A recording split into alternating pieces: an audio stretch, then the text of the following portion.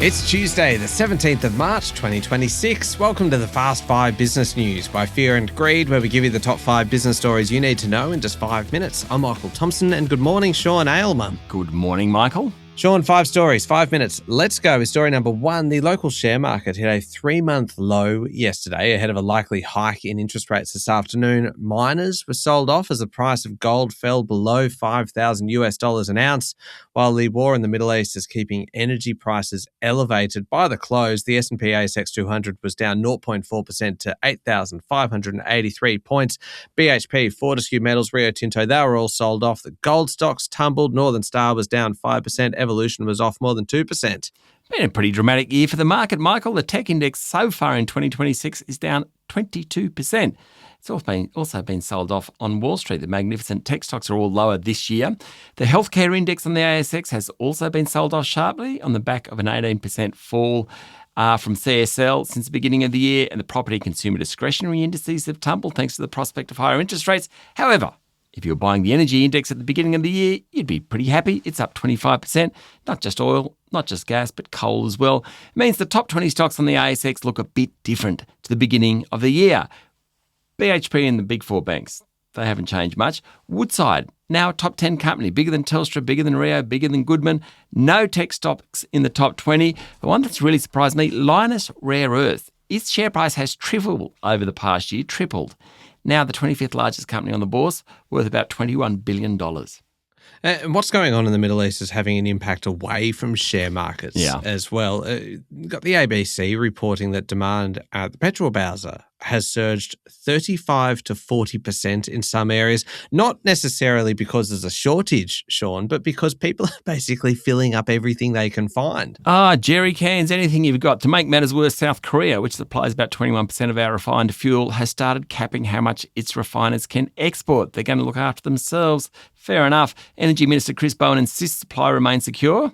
Cushion's getting a little thinner, Michael. Yeah, we said it last week that when the politicians are out there warning against panic buying, it has the opposite effect, right? Yeah, indeed. Panic. Okay, moving on to story number 2 now. It is rate decision day. And at 2:30 this afternoon, the RBA is likely to tell us that rates will rise. Bond markets are pricing in about a 3 in 4 chance.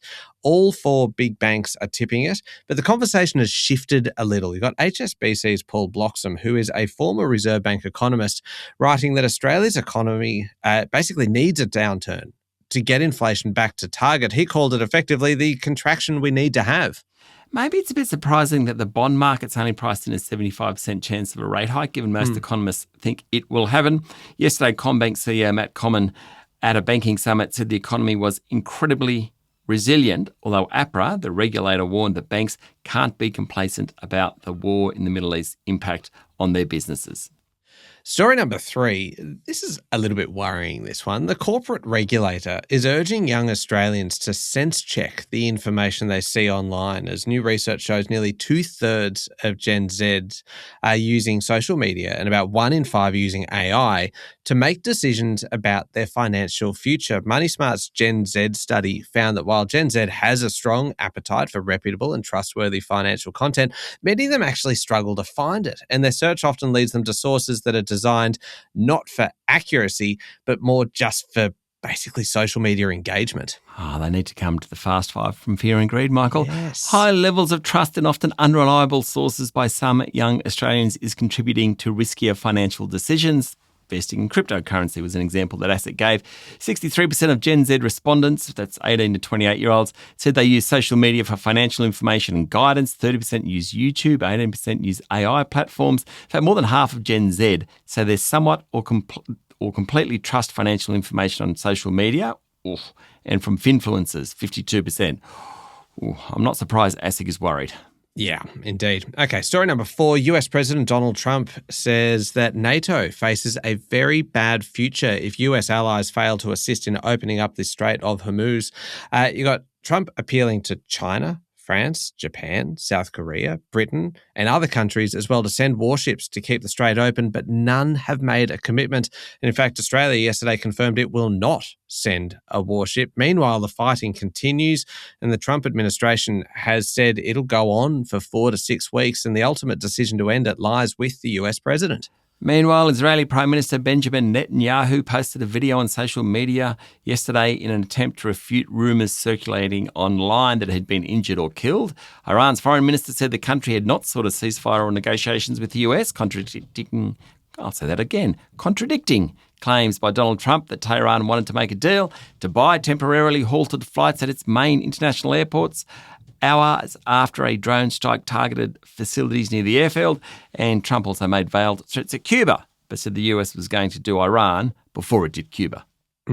Last one. Story number 5. Change of pace for this one, Sean. Men are flooding into the beauty industry. We are buying makeup, we are buying makeovers, and it's all thanks to changing social attitudes and really glam brands that are eager to explore this large untapped market. We're starting to appreciate the power of concealer, Michael. According to Statista data cited by CNBC, 2019, less than 10% of US males wore makeup.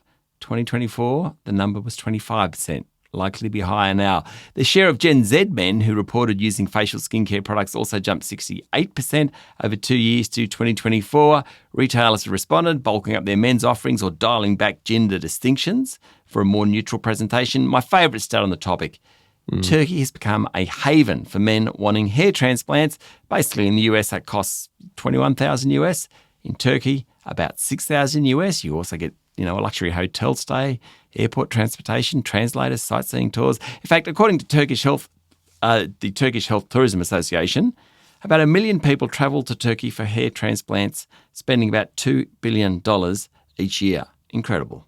The Turkish rug is in hot demand, Sean. Well done. Thank you. Well done. There we go. The top 5 business stories in 5 minutes. Thank you very much. Thank you, Michael. It is Tuesday, the 17th of March, 2026. Remember to hit follow on the podcast. And if 5 minutes isn't enough, you can find our longer daily show called Fear and Greed, wherever you listen to podcasts. I'm Michael Thompson, and that was the Fast 5 Business News by Fear and Greed. Have a great day.